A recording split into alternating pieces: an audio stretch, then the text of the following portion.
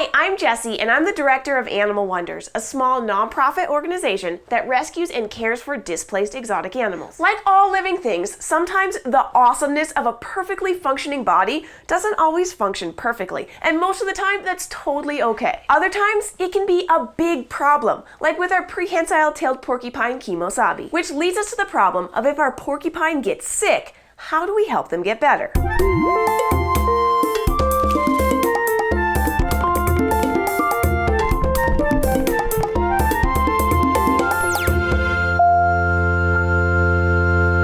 We're gonna go see Kemosabe in a little bit, but he's resting right now, so let me catch you up on what's been going on. Kemosabe came to Animal Wonders from a small zoo back in 2010 when he was about 2 years old. Shortly after his arrival, we found out one of his teeth was infected and needed to be pulled out, his top right incisor. Porcupines are rodents, which means their incisors are ever growing, and they're worn down to the right shape and length by rubbing the top and bottom teeth against each other. When Kemosabe lost one of his incisors, he could no longer file his teeth on his own like porcupines naturally do.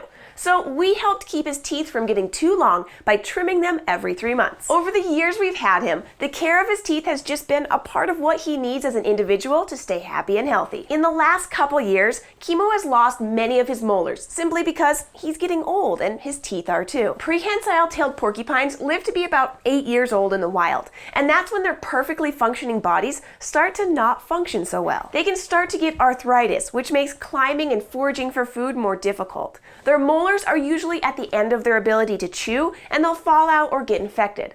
And their overall ability to survive parasites, pests, and environmental strains is greatly reduced. Kemosabe is now 10 years old, and besides his teeth trouble, he's a healthy guy. His molars have naturally fallen out between 8 and 10 years of age, and he lost one of his lower incisors in 2017. He recovered from all of his lost teeth, and he spent the last 6 months with one incisor on top, one incisor on the bottom, and a lone molar in the back right side of his mouth. Everything seemed to be going great until last week he abruptly stopped eating. During my morning check, I saw he had hardly eaten any of his overnight dinner. When I woke him up to see what was wrong, he was drooling. I immediately took him to our veterinarian to see what was going on. I suspected it was another rotten tooth. While Kemo was in his crate, I held onto his hands while our vet Dr. Card got a mask on his nose.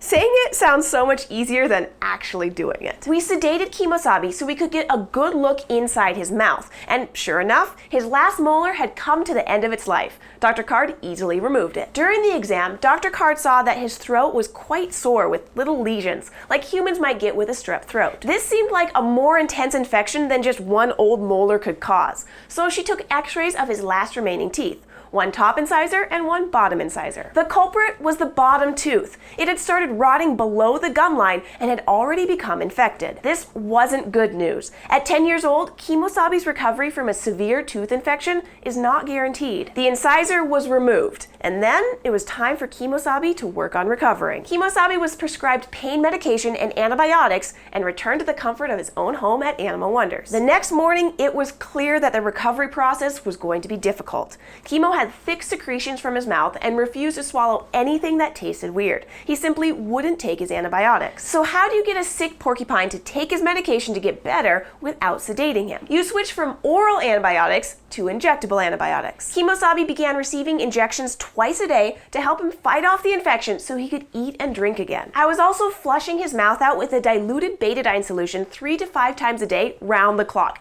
to help clear out the secretions and any bacteria that might be lurking around in there. To say Kemosabe was not a fan of all this is an incredible understatement. I'm thankful that I'm able to provide Kemo with this level of care, but I wish I didn't need to. On the second day post-tooth removal, Kemosabe still hadn't taken any food or water. I was starting to get really worried because the side of his mouth had started to swell. Since he was still alert and active, we didn't want to rush him back to the vet. We wanted to give the antibiotics a little more time to work. It's so stressful for Kemosabe to go to the vet that we only take him if it's absolutely necessary. That night, I hardly slept. I checked on him several times throughout the night and flushed his mouth twice to try and make it easier for him to swallow his secretions. On the third day, I was happy to see he had left a small puddle of pee. Urine is such an important thing to see in sick animals because it tells you if they're drinking water or if they're dehydrated. It's likely Kemosabe was drinking some of the water I was flushing his mouth with, but it gave me hope that he was making a little progress. Unfortunately, Unfortunately, he continued refusing to eat anything except his favorite food, banana.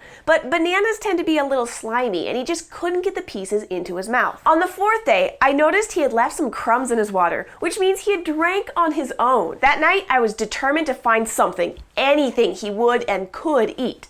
I mushed up some banana and mixed it with dry rodent blocks. This way, it would smell and taste like his favorite food, but it wouldn't be so slimy. I rolled it into a tiny ball, and he ate it. 4 days of thinking I was going to maybe lose my friend, but he was eating now. He ate 10 bites before he left to take a break. I mean, I can still feel how relieved and happy I was when he finally ate. Kemosabe isn't completely in the clear just yet, but it's looking so much better. Let's go say hi to him. This little porcupine means so much to me. He's taken me on incredible adventures these last 8 years that we've known each other. I'm amazed by the perfect function of these quills and these climbing hands and this grasping tail. I am dismayed at the lack of function of his teeth. His teeth are tools that are supposed to help him survive, and they're utterly failing. We're never certain of what adventures the animals we rescue are going to take us on. Sometimes it's learning how to take care of a sick porcupine who doesn't allow you to touch him. And the irony of poking a porcupine with a needle is not lost on me. Kemosabe is an amazingly weird biological organism who has a mostly functional body, and I love him dearly just for who he is. He's brought joy and knowledge of his species to millions of people. He takes a lot of special care, and I'm honored to call him my friend. Some of you have asked if there are ways to help beyond our Amazon wish list and our Patreon page, and there are. One of the ways is you can donate directly to our veterinary clinic to help us cover some of our medical bills for animals like Kemosabe. If you're interested, there's a link in the description. And if you'd like to go on an animal adventure with us every week, hit the subscribe button, and we'll see you next week.